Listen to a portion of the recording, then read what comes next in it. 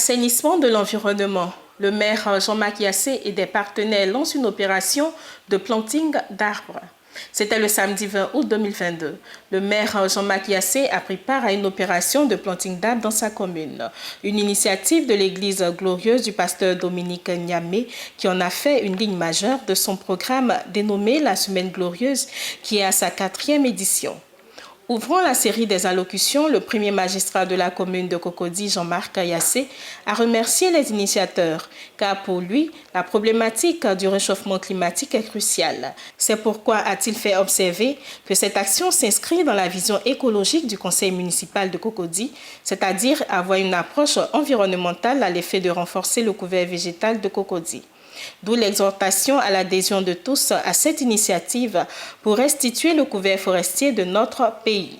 Venu participer à la présente cérémonie de planting d'arbres en ma double qualité. D'abord, celle du premier magistrat de la commune de Cocody, mais aussi en tant que parrain, qui a bien voulu être coaché par mon frère qui m'a appelé, M. Kofi. Merci, M. Kofi. Vous me permettez, en l'entame de mon propos, de traduire ma gratitude au révérend prophète Dominique Niamé pour avoir eu l'agréable idée de m'associer à cette activité hautement citoyenne et écologique. En vérité, je n'ai pas hésité à marquer mon accord de parrainage parce que la problématique du développement durable est une question à laquelle je suis très sensible à cause de toutes les urgences liées aux objectifs du développement durable et au réchauffement climatique, avec son corollaire de catastrophes naturelles qu'ils engendrent à travers le monde. Je suis donc particulièrement heureux que les hommes d'Église aient perçu la nécessité de s'investir en faveur de cette problématique qui engage l'avenir de notre planète. Chers frères et sœurs aussi de l'Église glorieuse, votre pasteur et vous-même faites bien d'organiser cette opération de planting d'arbres aux abords de cette voie hautement fréquentée. Votre action est noble et empreinte de l'esprit d'une grande mission, celle de glorifier Dieu en participant au renouvellement et au rayonnement de la création. Aujourd'hui, face à l'état de dégradation avancé de la planète, face à l'exploitation abusive des ressources naturelles, on a un droit de dire que l'hyperactivité de l'homme jette un véritable péril sur l'existence des éléments et l'équilibre des écosystèmes. Il nous faut donc agir, et vite. Il nous faut prendre conscience des urgences écologiques et adopter des comportements nouveaux qui promeuvent la durabilité. À ce sujet, il est heureux que l'Église glorieuse et ses premiers responsables nous en donnent un très bel exemple que j'invite tous citoyens de Cocody à imiter et à répéter.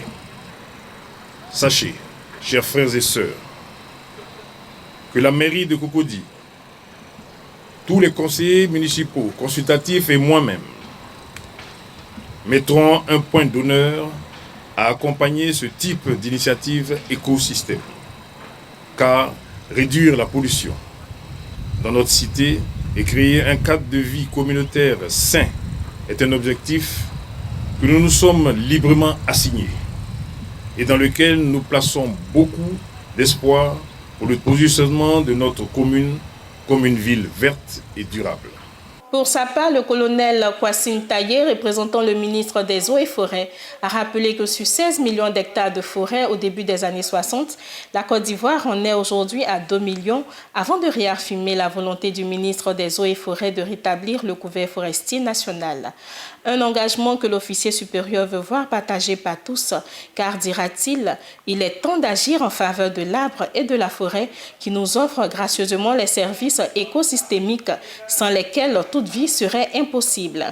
Éminente personnalité, votre présence aussi bien massive que qualitative à cette cérémonie de planting d'arbres démontre de l'intérêt que vous accordez à la sauvegarde et à la reconstitution du couvert forestier, dont le niveau de dégradation est plus que préoccupant.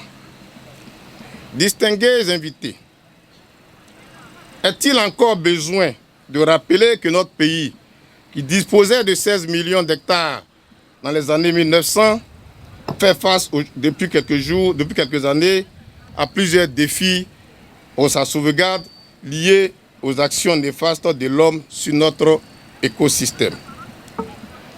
En effet, avec la démographie galopante observée ces dernières années, nous assistons à une destruction spectaculaire et massive de nos forêts à travers l'agriculture extensive, les feux de brousse incontrôlés, l'orpaillage clandestin, l'urbanisation galopante, l'exploitation forestière illégale et j'en passe.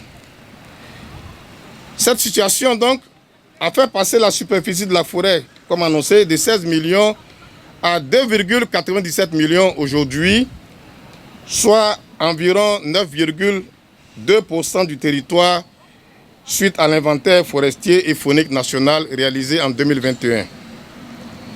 L'inventaire national, cet inventaire mentionne qu'à ce rythme de déforestation, il restera moins de 2 millions d'hectares de forêt d'ici 2035. Mesdames et messieurs, la forêt n'est pas seulement belle, elle est aussi une source inestimable de bienfaits dont nous n'avons pas toujours conscience. La forêt fournit de nombreux services et produits écosystémiques. Je parle de la fonction de production de bois, de fruits, de médicaments, de champignons, la qualité de l'air, de l'eau, l'habitat de la faune, etc. Sans oublier son rôle essentiel dans la régulation du carbone et du climat. Lorsqu'un espace forestier est détruit, le sol se fragilise peu à peu et rend l'écosystème plus vulnérable et nous expose à un danger écologique, économique et social dont les signes sont déjà visibles à travers la récurrence des catastrophes naturelles, les inondations et autres, les glissements de terrain, le réchauffement climatique, la baisse des rendements agricoles, la recrudescence de certaines maladies, etc. Mesdames et messieurs, au regard de ce qui précède, vous convenez avec moi que la déforestation est néfaste aussi bien pour l'homme que pour les autres espèces.